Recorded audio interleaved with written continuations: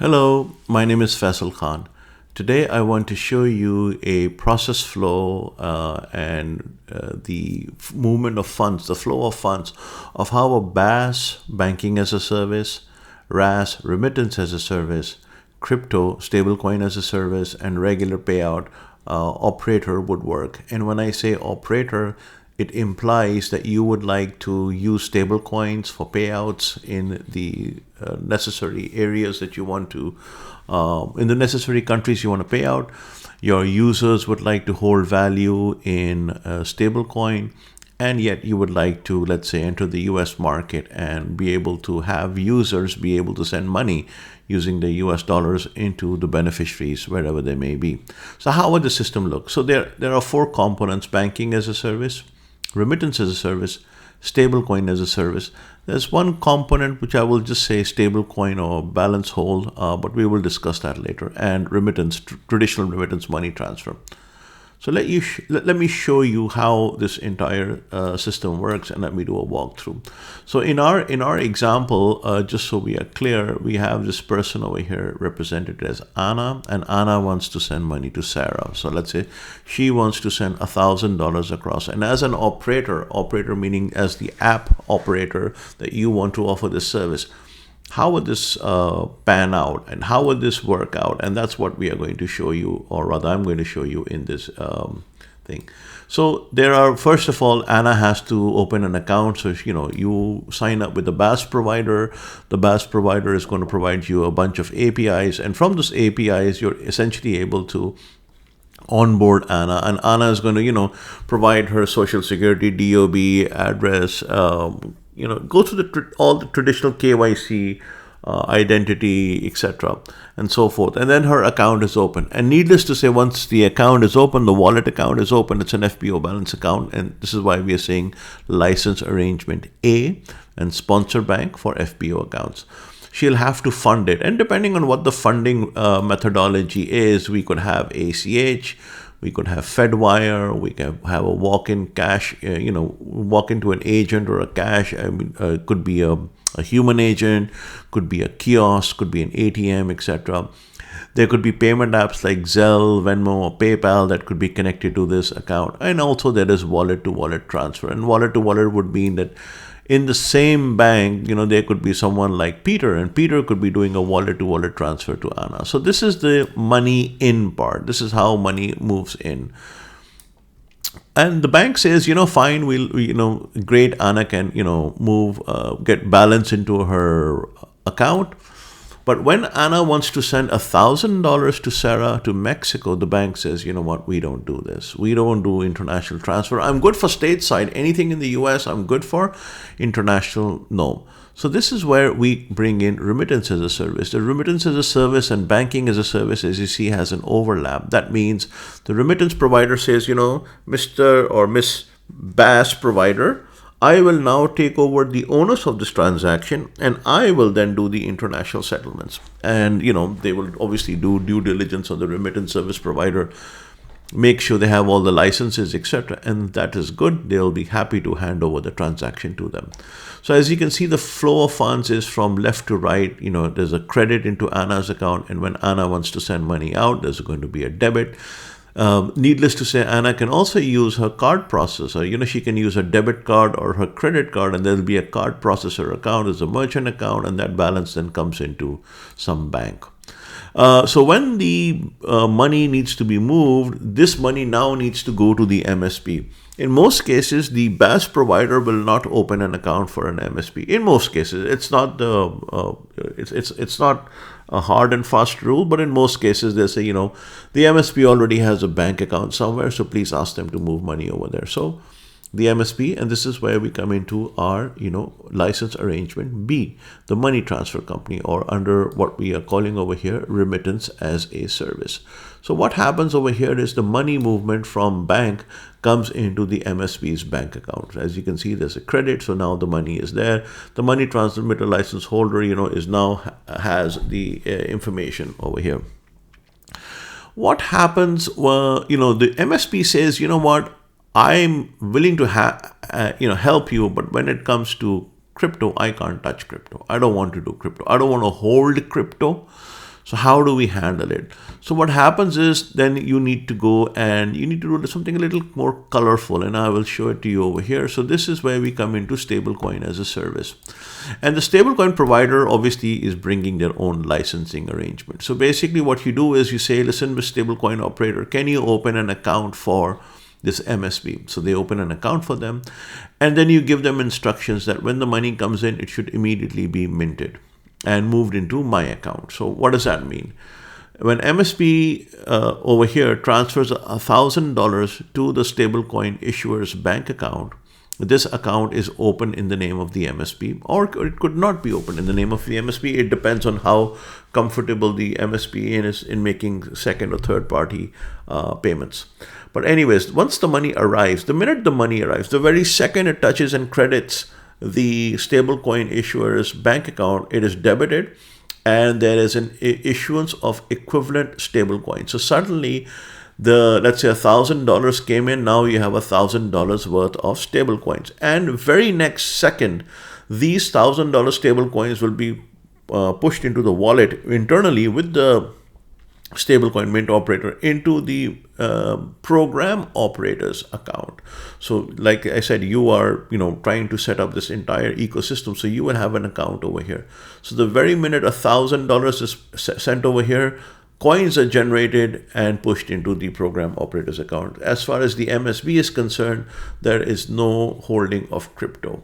So now suddenly you have $1,000 worth of stable coins. And as you can see, there is the credit and the debit over here. So there's a debit over here and there's a credit over here. Most stablecoin operators can also, have, you can basically have your own wallet and you could bring that money into the stablecoin operator. So, if you're a service provider, the operator X over here, and you could, bring Tether, you could bring, USDC, whatever it is, and it will instantly be transferred and minted into the stablecoin that this particular stablecoin mint provider is providing. So now you have all the money over here. And again, this is, part of the stablecoin mint operator under their licensing. So let's just to recap till here, we had Anna, she had money. That money went to the FPO balance account at the bank. Then she wanted to do a transfer. That money got transferred to the MSB's bank account, which is shown over here. From there, the money went into the stablecoin issuer's bank account, which immediately issued stablecoins. And then those stablecoins were internally transferred to the operator's wallet. So now the operator is holding $1,000 worth of balance. And the operator, and this is where we show the operator worldwide, could have such arrangements in many countries. So they are holding 1,000 of ANA, they could be holding 1,000 of their own money, and they could be holding whatever. And over here, what I'm trying to show is that they have their own ecosystem outside the United States. This could be in El Salvador, this could be in Panama, this could be in Estonia, wherever. And they would have all their universal balances over here. So they would know that in the United States, our total balance is, let's say, $50,000. In, Nigeria, we have $100,000 and so forth. But over here, I'm just showing you one part of that ecosystem, which is the United States. So over here, then, the question is, what does Sarah see? Sarah would, because they've now received the 1,000 stable coins in their wallet, they would show Sarah in her app that she has $1,000. Where is $1,000? It's actually still sitting here in this stablecoin operator's wallet with the mint operator.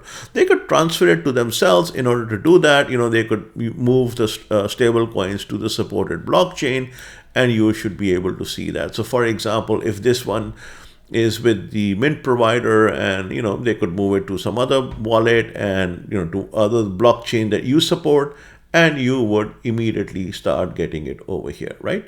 So now you have everything with you. When Anna wants to actually get paid out, and let's say she wants to get paid out in any one country, let's say she decides to get paid out in Brazil. So what will happen is that these guys will go out to their payout network, and they already have a pre-funded partner in Brazil, and they will basically say, hey, pay Anna, so many dollars worth equivalent in your local currency, and this partner may already have a wallet with this provider, and they will simply transfer the 1,000 stable coins to that wallet, or in some cases may even have a pre-funded account over here. And that is how then Sarah will basically get the money. I'm sorry I kept saying Anna over there, but Sarah will actually get her money that Anna has sent to her, and now her app will show the balance in the Brazilian reais or whatever it may be. And that is essentially what you're doing. As an operator, you're storing all your balances in a stable coin, and then you are simply doing ledger movements or wallet movements in order for the payout to work. But what happens now? In reality is that the US law would dictate that the money that you have over here will not be moving here. And I'll tell you why. The reason it will not be moving there is because you need a confirmation of transaction. So this partner will then provide through the payout network to the operator a confirmation of transaction back to MSB. They will say, you know what, we paid Sarah's account in, Banco de Brazil or whatever it may be, into account number so and so at such and such date and such time for so many reais. And that's the confirmation that, as you can see, would have to go all the way back to the MSP. Once the MSP has confirmation, then the money is released. That is how it would work. So typically you might have to pre-fund such an operation. And it is also very possible that as a stablecoin operator, you can also take out, you have the stablecoins here. You can move money into the operator's own bank account. You could sell your stablecoins using the stablecoin mint provider and take the money into your own, or you could take it into a rest of the world bank account anywhere outside the United States. That is if the stablecoin mint provider provides this. So you have all these, you have all these stable coins with them. You say, hey, you know what, I want you to take this, I want you to give me dollars for it. They will take the dollars and they will take it into their bank account. Let's say JP Morgan Chase. That'd be a nice day when JP Morgan Chase opens a bank account for a crypto operator. But anyways, or they could say, hey, you know what, I want you to sell my money and give me the US dollars in this international bank account that I have. And that's where it would end up. So this is what an operator can do, and the stablecoin operator obviously can, you can give them your own external third-party stablecoins. They will transfer it and mint it as their own, and this is exactly how you would do it. And I mentioned, if you might be wondering what this is, people keep asking me, well, what's 0.45 and 0.2? Well, that's typically what you would pay for the transaction as a middle provider over here. And needless to say, Anna over here can also do a payout to herself, and we will just fix these. So she could, take it to her bank sponsored debit bin, ACH, bill pay, ATM, or peer-to-peer. It can happen in many, many ways. So this is essentially what the ecosystem looks like. We need to take that out, peer-to-peer. And so just to recap, there's money in, comes into Anna's FPO account. FPO accounts, is with her bank. The bank pushes the money via the Anna's request to an account of the MSP. The MSP holds that money that's pre-funded. Stable coins are issued only when the dollars arrive over here. Stable coins are issued, they're transferred to the operator. The operator now has a worldwide balance. That balance shows up in Sarah's app. Sarah decides to cash them out. And in Brazil, there is a partner who will provide the cash out services. The confirmation is sent back to the MSB, and then the money is actually released, because otherwise it's a pre-fund. And if the operator wants to sort of liquidate their earnings over here, the dollars, the coins over here for dollars, they can take that money, and that money can go either through their US bank account, or it can go through an external bank account. And also they can take the coins that they have over here, and they can move the coins either to whatever the supported blockchain I was just having black coffee, that's why. Or rather, I'm dreaming of black coffee. Anyways, so they can take the coins and take it to the blockchain, wherever they want to do it, and you can see the transaction over there. So this should give you an overall sense of semblance of how the entire ecosystem can be put together. We actually help companies do this. So if you are interested in launching a service that has a banking as a service component, has a remittance as a service component, wants to have a stablecoin issuance, and do a marriage of traditional remittance and money transfers, we can help you out. I will make sure I will put a link to this diagram so that if you wish to look at it in detail or reference it, you can happily do so. It should be in the link below. As always, if you have a question or a comment, please do not hesitate to ask. You can simply go to my website, faisalkhan.com, and you can fill out the contact page, and I'll be happy to answer any questions you have. Take care. Till next time. See you soon.